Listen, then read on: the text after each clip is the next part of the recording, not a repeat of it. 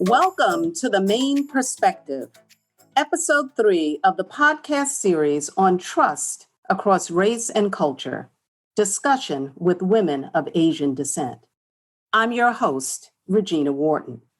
As we continue this dialogue, let me introduce our speakers. Dr. Christine Chos, practicing clinical psychologist and former executive director and clinical director, Asian Pacific Center for Human Development in Colorado. Janet Labar, president and CEO, Charlotte Regional Business Alliance and community leader. Ladies, we want to get to know you. Take us on your journey of how it feels to be an Asian American, especially during this time when threats against Asian Americans are on the rise with the pandemic. Janet, let's start with you. Thank you, Regina. Gosh, what does it feel like? It feels interesting. I'll answer the question in two parts. First, I'm a first-generation American. My parents immigrated to the United States in the early 60s from the Philippines. So my brothers and I are, again, first-generation Americans. Growing up, I think my parents always indicated that education was going to be our pathway. And we tried as much as we wanted to bring our culture with us as we grew up into adults. And our parents, I think because of the times, just didn't impart some of the Filipino heritage that I think, I'm trying to do with my own children today. Because of that, I have a very interesting perspective when it comes to, being an Asian American, being a Filipino American, having brown skin, walking in this world and the times that we're in. And I think it's a little scary, when you think about how we entered into the coronavirus pandemic and the rhetorical hate that was coming and being spewed out, frankly, by our administration around the coronavirus and its origins from Asia and specifically in China, to be nervous as an Asian American, having my friends and my family feel as if we're being discriminated upon because we're Asian. It's a very, anxious time. It's a very anxious feeling. And then I'll contrast that with the fact that I'm leading a business organization whose mission is around advancing economic opportunity for all. And so my professional path really lends itself to ensuring that, we're helping to create and catalyze opportunities through jobs and investment, workforce talent development, for people of color, for all people, but specifically in the Charlotte region, for those who haven't been able to fully participate in a growing economy. So, I have this interesting lived experience of understanding that the color of my skin impacts and has impacted and shaped my views on things. And in the current pandemic environment, that's been a little anxious for me. And yet, I'm grounded in this mission of the work that we do to fully live in the color of my skin and make sure that there's equity and equality through job for the people of the Charlotte region. So as a first generation Asian American, when did you first realize that you were somewhat different? Gosh, I think it was probably first grade. I was something like 6 years old. And I happened to have a cousin, my mother's sister. They also lived in our same community in Pensacola, Florida, where I grew up. And so my cousin and I were, the only two little Asian girls in this classroom of, a Catholic school of beautiful white people. And I think it was, it was a a birthday party where just the traditions of, even the foods that we ate, lumpia, which are, like egg rolls, pancit, which is like a noodle dish. That's what we would have at our birthday parties. And, this birthday party was like hot dogs and cake. It was like a very different type of thing. And I realized then that, we are different and we celebrate things differently. And I think that awareness, while innocent as it sounds, just, grew into a greater sense of, we have to be like them. We have to try and adjust our life to look like everyone else around us.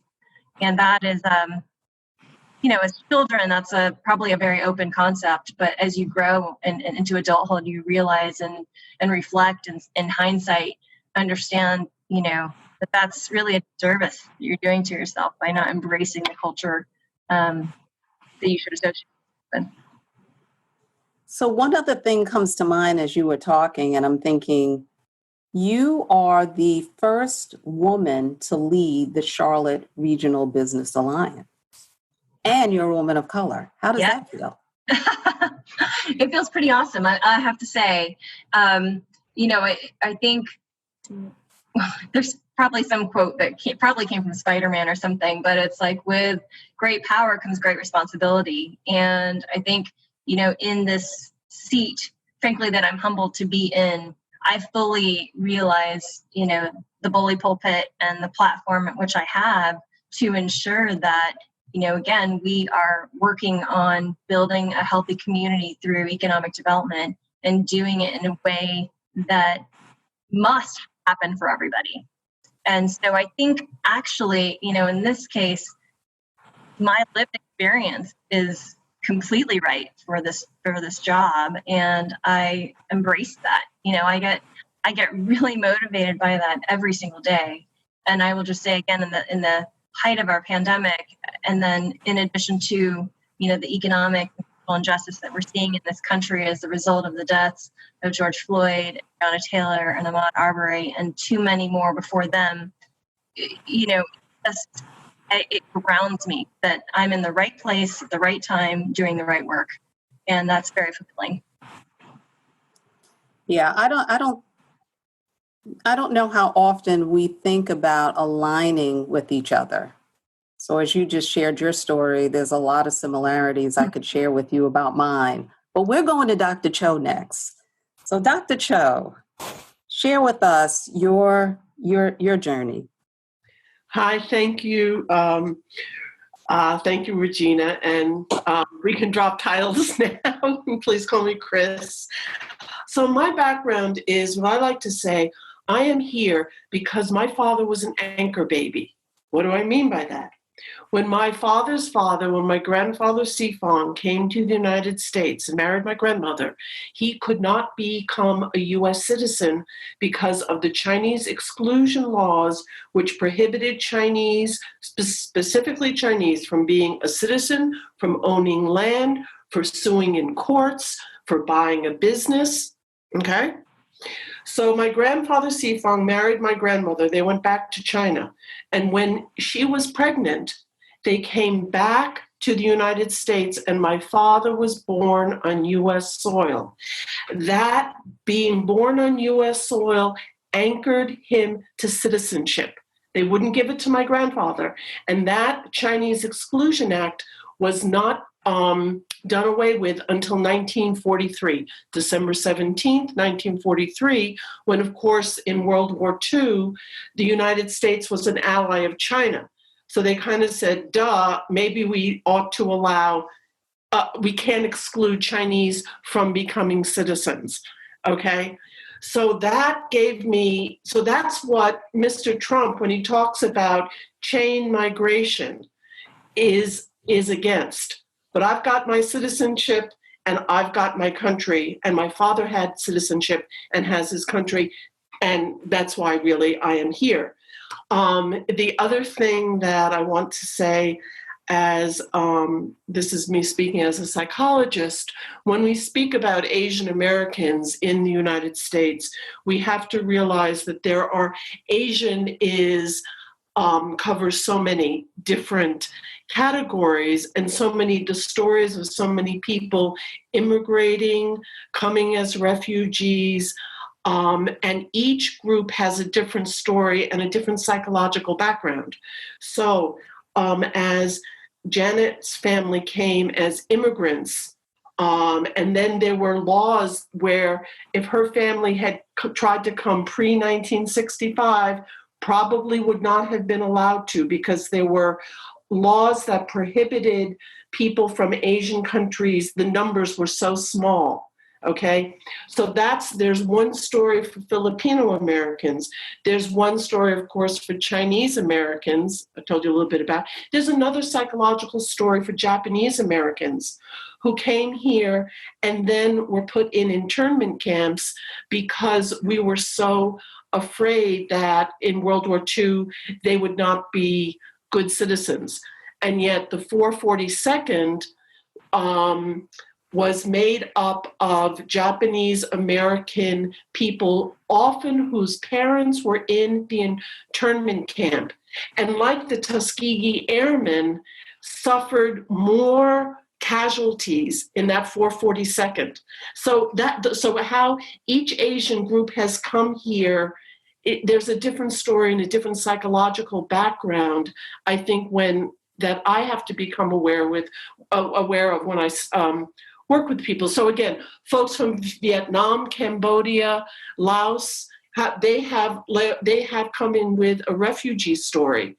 Current refugees are Burmese and Bhutanese here in Denver.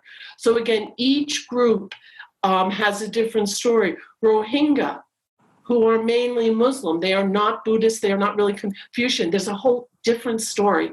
So knowing the story for all of us is so important, just as it is so important for Asians and Asian Americans to know the story of people who have been discriminated, killed. So oftentimes what pains my heart is many times Asian Americans don't know the history of this country. So they don't know the history of African Americans. They don't know the history of slavery. They get that history through the TV shows. So I always say to folks coming here, be very careful you do not get the diseases of your new country. And the biggest disease is racism. So I'll stop there for now. No, that's really helpful to hear. So what motivated you, and at what age would you say where you first became so aware that you wanted to just learn more and more about your background? Well, partly because having a name, Chao, it's very hard for people to pronounce. Now, here's another story. When my grandfather came, he took the character of our name and anglicized it and made a Roman letter spelling. So Chao, and he said Cho. If he were coming today, he would have used a different system of romanization probably and said Zhao. So my grandfather said Cho, and now today people would say Jiao, and lots of people call me Chow. So all of those pronunciations are correct because, again, it goes from an Asian character. So Japanese, Koreans, and Chinese, all their family name is a character. And so you got to switch that into letters. So early on, I knew that we were different. Even though you guys can't see me on the podcast, my mom is Irish, and so I am mixed and phenotypically, which is another way to say how I present to the world, I'm often passed as white. But with that last name, and when my father would come to pick us up at school, we would be called Chink, and then we went to a Catholic grammar school, and then we'd have to get into fights. I can remember walking home when I was a little kid, 2nd or 3rd grade, because in those days you could walk home from school, and the daughter of the town doctor said to me, "I'm so sorry, you will never achieve anything because you are Chinese." Wow. So again, that now to counterbalance that, My father told us from an early age, you were descended from emperors, go and be twice as smart as everybody else. So that's a very typical Asian trope to deal with racism in this country. And I see Janet nodding. So what of that have you brought into your adult life? So I could say as a Black American, African American, that when I wake up in the morning, I'm a woman first. I don't see myself in the mirror, but of course I know that I'm a Black woman. Is it similar for you? It is similar for me, even though, again, I get passed often by people, but that either the psychological DNA or the story of my father and my ancestors has been so imprinted on me that I know that I'm Asian American. And again, this is oftentimes when I work a lot with children and people of mixed race, the identity of are you too light-skinned or are you too dark-skinned, or within a family, you can have various degrees of color, and then we can get caught by colorism. And the Asian community can get caught by that.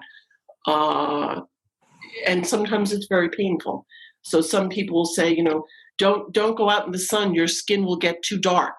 And just, so again, nothing, and I guess because of my name, because of my background, I have been very interested in Asian mental health. And since the beginning, even though I was not taught about it in graduate school, it has always been something that I have researched, that I have written about, and has certainly influenced the folks that I deal with. We appreciate that. We'll talk more about that in a little bit. Janet, how about you?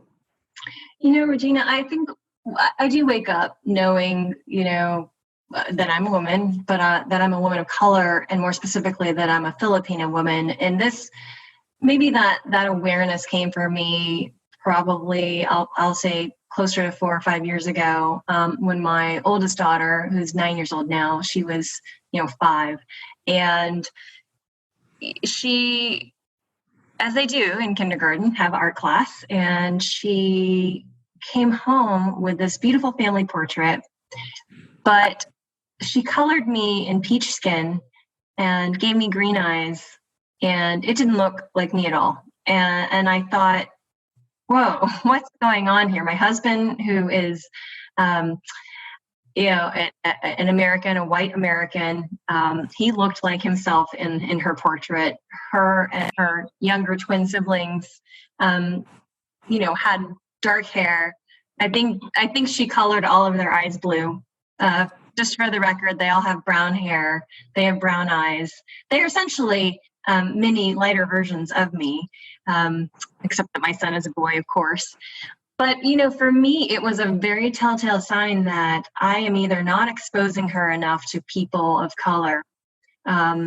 She sees too much in her school, not enough diversity. Or I have failed her as a parent to really help her understand our heritage and our culture. So for me, it became an immediate, okay, we're getting all the books now will have some sort of Filipino history to them.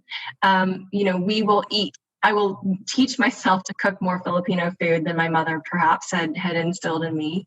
And I wanted to do as much. We were living in Portland, Oregon at the time, where there actually is a significant Asian community there in the Pacific Northwest.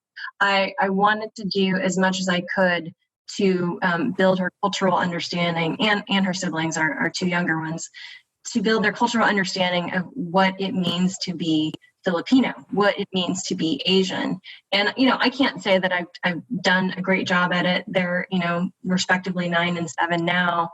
But, that for me was a wake-up call that I don't want what happened to my brothers and I to happen to them, which was, again, a sign of the times when my parents were raising us to assimilate us into the American culture as much as possible. So not teaching us the native tongue of the Philippines, which is Tagalog, maybe not cooking as much Filipino food as we should have eaten, not exposing us and teaching us the history, as Christine was just saying, around, the Philippines being colonialized, time and time again. So I think it's really important that there's a personal passion, I guess, that I wake up every day and make it a point to expose and help my children understand, our race and the importance of that. My parents are still living. I have no more living grandparents, but I feel like the onus of waking up as a Filipino woman is something that I need to carry with me, not only into my work, but as a parent and as a mother. Well, I appreciate you sharing that. We fortunately, our children think highly of us, and it gives us more time to sort of get it right with them. That's right. And this pandemic has certainly opened up the need to have more discussions with our families. So I was recently intrigued by PBS recently launched a 5-hour series called Asian Americans. And they document the history of Asian Americans over the past 150 years. So one of the things that I wasn't aware of is that in times of crisis, Asians get blamed, whether it be Japanese Americans during World War II, or South Asians and people from the Middle East after 9/11, and now Chinese Americans during this pandemic. Kung flu being thrown out there, which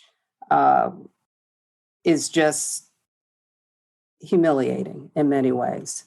What comes to mind? So how do you think this whole Asian story has been evolving throughout the years, but has been very obscure, relatively speaking, in our country?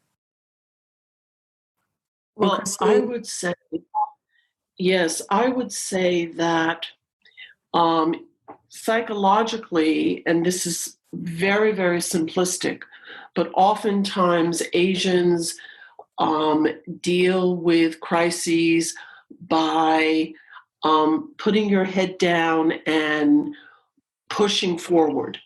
So the Japanese, there's a word called gamen, Gamen, and many people say that during the internment camps, it means that you just endure. You work hard, you endure, and you don't make waves. Now that is both protective, but it also gives rise to a kind of a model minority when it is viewed by a white supremacist society, which would like to either colonize you or incarcerate you or do something like that. For Asian Americans, the wake-up call in many ways politically came in 1982 when Vincent Chin, he was about to get married, he was in a bar, and in 1982, he went out, I guess, for drinks, and in Detroit, he was mistaken for Japanese American, because this is like all Asians look alike, and he was beaten to death. That was the first time when Asians across, I think, this country said, wait a minute, it doesn't matter whether we are Chinese American or Japanese American or Korean American or Filipino American, we are in the same boat. And so while oftentimes there are differences in culture and history between the different groups, they saw coming to America or being in America, that wasn't going to save you. See, I think in the past, many Asian immigrants and many Asian refugees have come from homogeneous communities where they might have been discriminated against because of education or class, but they were not particularly discriminated against because of race. Then you hit the United States, and then you inherit all the diseases of racism, and then doesn't matter whether you are Chinese or, Vincent Chin was beaten to death because they thought he was Japanese and taking away jobs. So that was the first time that that came up. I remember my father coming home one day, and he was an engineer, very kind of stereotypical Chinese, and saying, "I can't believe I saw yellow power written in the bathroom." And we were like, "Yay, Dad. Isn't that cool?" Okay. So that the history of Asian American political involvement sort of dates back from 82. Janet, chime in. Well, I was just gonna add that I think that that the yellow power, the yellow peril, and today's Black Power, I see the contrast, a lot of that on social media, and it essentially a signal, a sign, a support, that the Asian community stands with Black lives. I think that's, it is a very historical thing, as Christine was just saying. It goes back into time of an uprising, and I think Asians are, again, it's very cliche. We are the model minority. We are taught. At least all of my Asian friends and I seem to share a similarity that Christine just reinforced, to be quiet, to put our head down. Apparently we're very good with electronics and math. I can tell you for sure with me, that is not true. So, I'm breaking the mold when it comes to, that Asian stereotype. However, I do think it does have maybe less about being Asian American and more just about not being white, that we and this is, again, it's coming out more and more as people are getting courageous and sharing their stories. But, I too teach my children not to walk around stores with things in their hands. Even though we are Asian and they are a blend, they're Asian Americans, half Filipino, there's something in our culture that tells us we have to follow the rules, that we have to play it safe. Because if we don't, something bad will happen. And I think that is a very sick thing, if you really think about that, simply because we are a different color, we look different. And so we, for whatever reason, we're teaching ourselves, and I'm teaching my kids, that we have to, okay, not that being obedient is, I want them to be good and respectful children and human beings, but, it's like the extra step, it's the extra precaution. And I just think it's so ingrained in us as people of color, because of fear, because we fear something else happening. So I'll just stop there. I don't know if I ever thought about the fear being so similar as it is with Black Americans. Mm-hmm. And so does some of that come from seeing what happens to Black Americans and believing that some of that same could happen to you and your family, or where does that come from? I would say, if I can chime in, I would say absolutely yes. And historically, for example, both historically and currently. So currently, there are Asian Americans who say to me, "I am afraid to walk in a store with a mask," or "I'm afraid to walk in a store without a mask." Okay, and I've got some interns that I've supervised, some from Taiwan, Hong Kong, and the People's Republic, who say their parents just want them out of the United States and back home because they are terrified. Denver, where I am, used to have a Chinatown. That all disappeared when there were riots. People were hung. People were set off in the mountains in snowstorms. Okay, and during the Second World War, while the federal government built an internment camp in Colorado, the Colorado governor, who actually was a Republican, Carr, said that he would not intern Japanese Americans in this state. For that, he fell from grace, and he was the fair-haired child to become the next senator from Colorado, and his political goose was cooked because all the surrounding governors in the western states said things like, "We will not be content until we see a Jap hanging from every pine tree." So Wow. that is, so you have the past meeting the present in DAA. Now, I don't want to get into Olympics of pain, but again, many Asians, unfortunately, do not understand the brutal history of slavery, and the history of Jim Crow and the history of lynching in the United States. So I think we were talking a bit, and sometimes when I've worked with Asian immigrants, they will tell me something about, oh, somebody's American. And I will say, what do you mean by American? Do you mean Asian American? Do you mean Mexican American, Latino American, African American? What are we talking about? Who's American? So it becomes so clearly far more complex as we move along the story. And I could talk with both of you all day, but I want to make sure that you each share some sort of advice with us. So Christine, let me ask you this.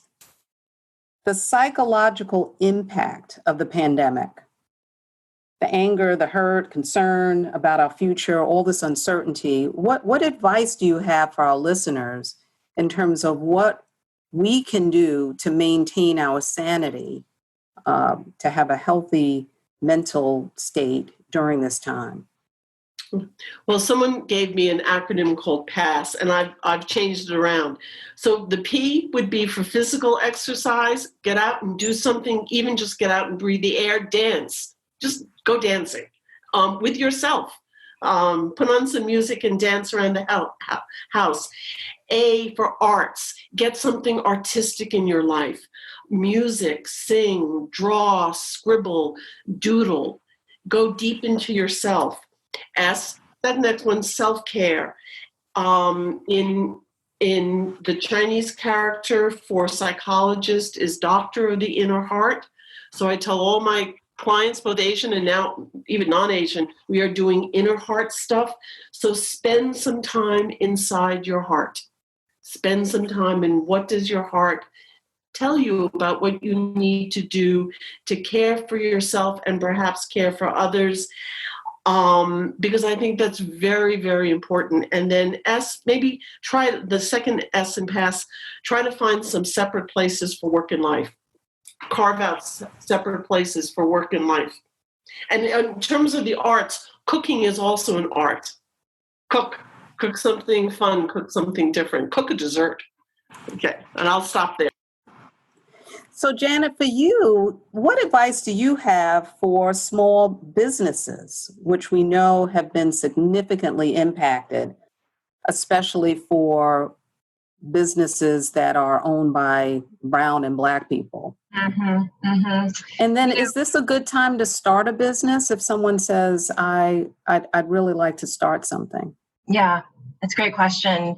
The small businesses, as we all know, especially those Main Street businesses, have been hit hardest, I think, in the early waves of the coronavirus, for good reason. The economy shut down. We were all required to stay at home and shelter in place. Unfortunately, the impact is disproportionate when it comes to, as you just mentioned, the Black and brown businesses, entrepreneurs of color, minority, women-owned, immigrant-owned, even veteran-owned businesses. Are going to have a difficult time making it out of this and to the other side. However, there are resources available specifically for those populations that I just mentioned that, are either, some of them are government programs. They might not be federal dollars, but there are local government programs, philanthropy, the private sector. There are a lot of people who want to help make sure that the small businesses are patronizing and who really make up the fabric of a community and what it's all about. There's a concerted effort, at least I see here in the Charlotte region, to make sure that we are taking care of those businesses. So I think, I'm encouraged by that. I have a great level of healthy optimism to know that, we are all woke and paying attention to that. I also, I think on your question about, is it a good time? I think that is it's a tricky question, and I don't want to pretend that I've got the expertise to say right or wrong here. But I do know that if you're thinking about starting a business, make sure that you are, whether it's you're in Charlotte and you're listening and you go to the Charlotte Regional Business Alliance's site or others, there again are some resources. There's some mentoring. There are the Women's Business Center of Charlotte. I mean, there's a lot of great community-based organizations who will help and they'll help you think through your business plan. They'll help you think through the use of technology and innovating you, pushing the edge of the envelope of what maybe you thought you had was a good business plan and making sure it is recession-proof or second-wave pandemic-proof. So I do think, if you're going to make that decision and you're out there listening, please look to some of these other resources online that are available to you. And know that there is a really focused community in the Charlotte region who want to be helpful and want to be here for you. Great insight. So the WIE mission is to build trust across race and culture. How do we do that with Asian Americans? Well, I'll go ahead and chime in here. I think part of what we are all doing and feeling in this country right now just comes from a lack of understanding, a lack of really knowing where you're coming from. Regina, whatever your background and your lived experience is, while you indicated and hinted that you and I have some commonalities and similarities in our paths, your experience and my experience are different. But if we can come together and talk, and listen, maybe more importantly, listen, open mind, open heart, just hear us out, hear each other out. I think there's a great amount of trust that can be built just by understanding and respecting that we've had different paths up to this point in time, but how we move forward has to be together, and I think it does come from fundamentals of listening, being open-minded to hearing, and then shaping change together. I think you have to create that understanding and build that trust in order to go tackle these bigger problems. So I know that was broader than, the Asian American. No, it was great. Okay. Very helpful. Christine, would you add anything? Everything that Janet said was great. I think it's knowledge and education across different groups, and opening your heart to hear difficult things. In the Asian community, I think one great beginning, and maybe I'm dating myself, would be probably every Asian American should be watching all of Spike Lee's movies, starting with Do the Right Thing, where the Korean grocer at the end is screaming, "I'm black, I'm black." And again, to understand the history of what this is all about. So educate yourself, become aware. Even the very fact that you had said to us, wow, I just saw this PBS documentary about Asians in America. That builds a little bridge that says, oh, well, that's really okay. So I wish every, Asian American, we're watching Spike Lee, we're watching Eyes on the Prize, I'm dating myself, we're watching just learning about. And especially those who come as refugees to this country, who really don't understand the police, and we could go into a whole other thing about problems with translation and how they are less likely to report things to the police. But they need to understand the stories of other peoples of color and their struggles here. and to ground them in that, because those are the natural alliances. Key takeaway for me is around the history. Absolutely. Absolutely. Yeah, Thank you to our listeners. Thank you, Dr. Cho and Janet, for sharing your stories and perspectives with us. Please join us next week to continue our discussion on trust across race and culture for a conversation with two amazing Latina women, sponsored by The Main Event in partnership with WIE.